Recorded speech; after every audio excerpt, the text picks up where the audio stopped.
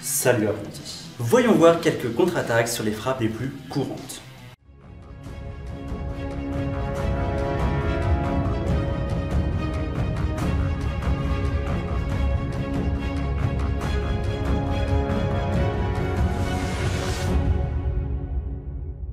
Après avoir vu les attaques, les blocages et les esquives, nous allons passer à quelques exemples de contre-attaques sur les attaques que tu rencontreras le plus souvent en duel. Effectivement, tu recevras plus souvent des frappes sur la partie haute de ton corps plutôt que basse. Je vais te montrer quelques exemples de blocage suivis d'une contre-attaque de niveau débutant. Cette vidéo est intéressante pour les deux combattants. En effet, si tu as plutôt tendance à faire ton ouverture de phrase par une attaque sur la tête, ce qui est très souvent le cas, alors il est conseillé de savoir comment peut réagir ton adversaire.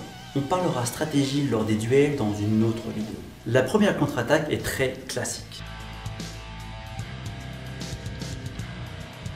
Sur une attaque verticale, on se décale avec un blocage haut, puis il suffit de faire basculer le sabre laser afin de faire soi-même une attaque verticale. À moins d'être très bizarrement positionné, tu feras automatiquement un armé simple. Tu peux t'aider de l'attaque de ton adversaire pour accélérer ton mouvement en n'opposant aucune résistance pour le blocage. D'où la nécessité de bien se décaler lors du blocage. Je te montre une variante de cette contre-attaque sur la même attaque d'origine. Le début est strictement identique et on garde le principe de laisser l'attaque de son adversaire donner l'impulsion initiale. Sauf qu'au lieu d'effectuer la même attaque que son adversaire, soit une frappe verticale, on frappe au niveau des jambes. Les trois cibles potentielles sont hanches, cuisses et mollets. Attention à ne pas frapper le genou. Petite astuce pour toucher plus facilement les mollets, notamment pour les grands, accroupis-toi. Mais attention à la riposte en cas de blocage ou d'esquive sur ta contre-attaque. Et oui, tu risques de perdre en réaction par le fait que tu sois accroupi. L'avantage de la contre-attaque basse est qu'elle surprend plus facilement l'adversaire et qu'il va devoir très certainement modifier totalement sa posture pour bloquer. Passons maintenant à une attaque diagonale haute en guise d'ouverture de phrase.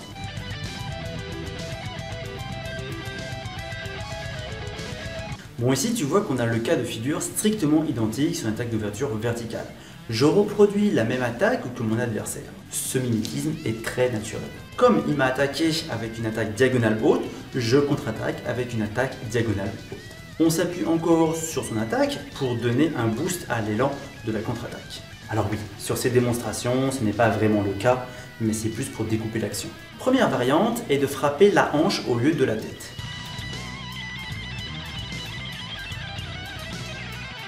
Là, je me suis décalé vers l'extérieur, ce qui fait soit je touche la hanche, soit les fesses. Mais si je m'étais décalé vers l'intérieur, j'aurais visé plus haut pour toucher le ventre ou plus bas pour éviter de toucher l'entrejambe.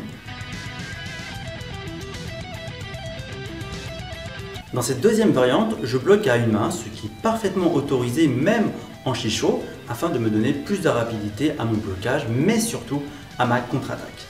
Je me suis suffisamment décalé et j'ai pris le soin de bien viser pour effectuer ma frappe sur la cuisse. Attention si l'adversaire bouge à ne pas frapper l'entrejambe. Bon, ça ne se voit pas trop sur la vidéo, mais avant le contact, je remets ma deuxième main sur le pommeau pour valider le point en chicho.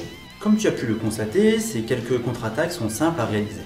Il te faut les apprendre par cœur et les répéter inlassablement pour que ces blocages et contre-attaques puissent sortir par réflexe. Il vaut mieux effectuer un panel très restreint de parades et de contre-attaques pour que ça sorte par réflexe plutôt que de prendre des points car tu n'as pas paré l'attaque.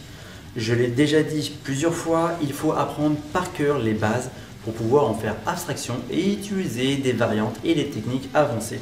Abonne-toi, mets un commentaire, un pouce bleu et partage la vidéo.